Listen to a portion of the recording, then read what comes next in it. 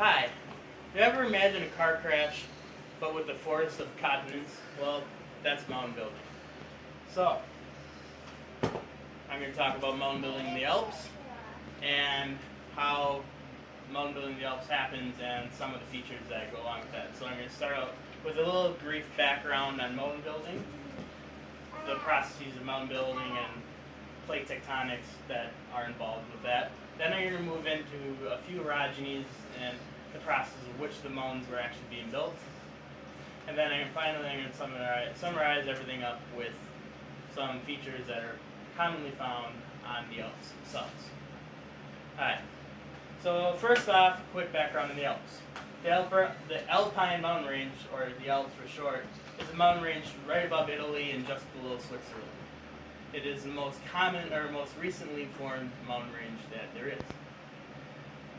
The Alps, or the Alpine, so I need to give you a background on mountain building. So mountain building is all based off plate tectonics. Plate tectonics is essentially how the Earth is divided up below the Earth. So the entire Earth is broken up into several plates called plutons. Now these float on top of the mantle, which is below the crust. These float like a leaf on top of water. And what happens with the mantle is there's a pressure differentiation to the temperature. Cold temperature on top, high pressure on the bottom, so there's rotation to keep it simple. And with that rotation, these plates move.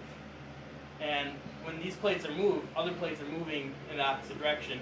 So sometimes they collide into each other, where there's what's called subduction zones. Now when you have a continent on two plates, and one of these plates are going to subduct under the other, these continental bodies are going to come together, closer and closer and closer. And I have a diagram to show you this, which I'm going to go to now.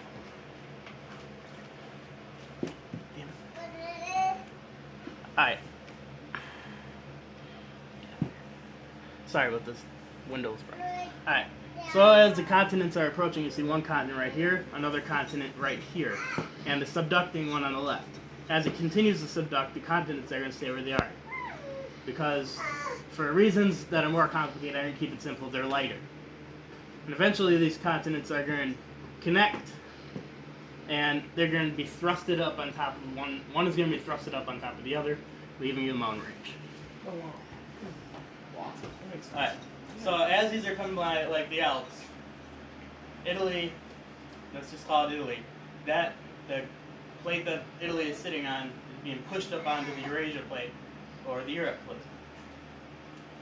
Alright, so then let's get down more into the Alps. The Alps was created primarily through one orogeny, although realistically it happened through 6 or 7 orogenies. An orogeny is the actual mountain building event. So the Alps created pretty much under one called the Alpine orogeny. And according to Encyclopedia Britannica, it's about 65.5 million years ago to about 2.5 million years ago. And now the Alps they formed as part of a tertiary orogenic event, or in other words, the most recent event. Because tertiary is the recent part of the past. And this mountain chains along the southern margin of the continent, Asia and Europe, called the Alpine Belt. And that is an article that was produced by Scientific Data. And so, now getting back to the orogeny. The Alps, they're kind of special. There's a reason why the highest mountains are located on here, because these have one of the steepest thrusts and thrust duplexes is what they're called. But to keep it simple, there's one thrust belt on top of another thrust belt on top of another thrust belt.